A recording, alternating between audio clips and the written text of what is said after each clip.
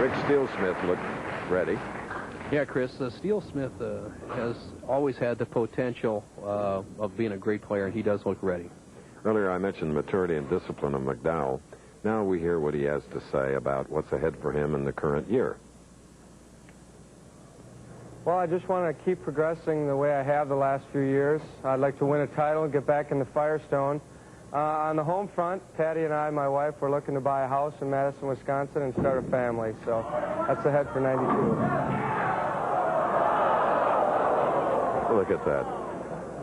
Mark mentioning the Firestone, he is the alternate in that big field. Needs to win, and Chris, he gets what we call a paralyzer shot here. Look at the ball comes in and drives the 5 out, but the head pin comes off the sideboard so quickly that the action over on the left side stops the 5 pin from falling down. Unusual shot.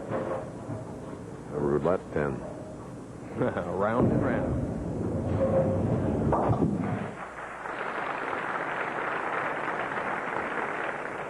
40 pin lead by McDowell as Marshall Holman is up.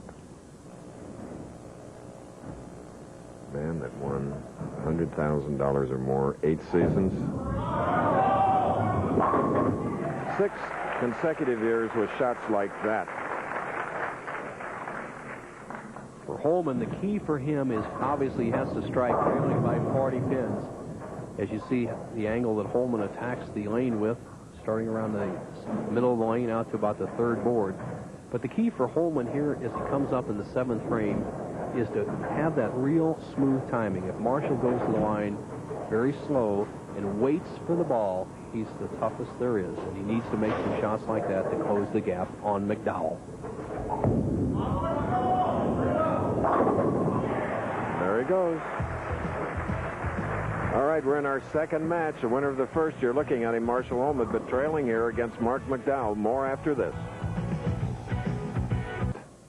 Following the Professional Bowlers Tour, we're in our 2nd game. We're at the Gable House in Torrance, California. Marc McDowell leading by 30 pins now as Holman has doubled to make a comeback with a spare up.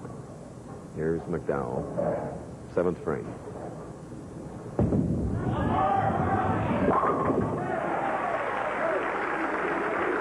Defending his territory, McDowell, who opened with 4 in a row. McDowell, who's throwing the ball a lot like Mark Roth when Roth was going very hot, has the big loft on the ball. And he holds that hook down and then breaks it very sharply at the back end. Now we'll see how Marc McDowell is attacking the championship here. He's going to be right about the center of the approach. He's going to walk slightly to his left. His target's going to be right around the 2nd arrow and swing that ball real wide with a big loft. Watch that ball go over the foul line about 3 or 4 feet.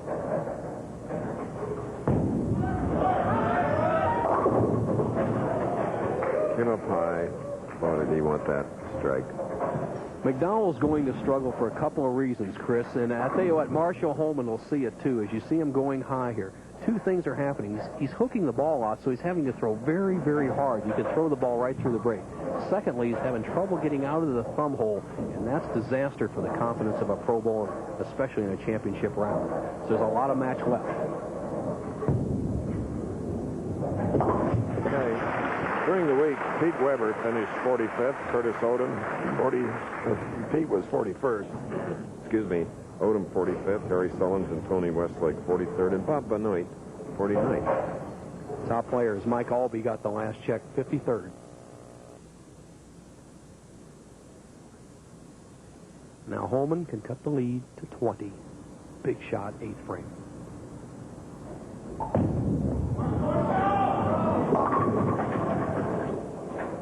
Disappointment. Hitting 3-6 on the right lane. Our statistician scorer today is Del Ballard, who finished 8th. Going in for Butch Soper, who's ailing. We wish him speedy recovery. You bet. A lot of people have the flu. It's all over the country. Now Holman, who let McDowell off the hook, has a tough spare.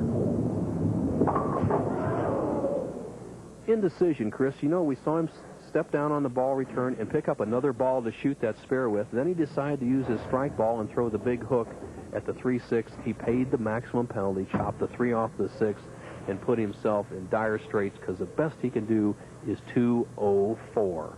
McDowell going at a 2:28 pace. 2 open frames in the second game following a big victory in the first.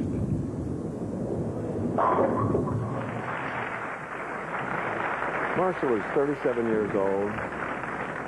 As you said, 21 wins in an 18-year career in the PBA.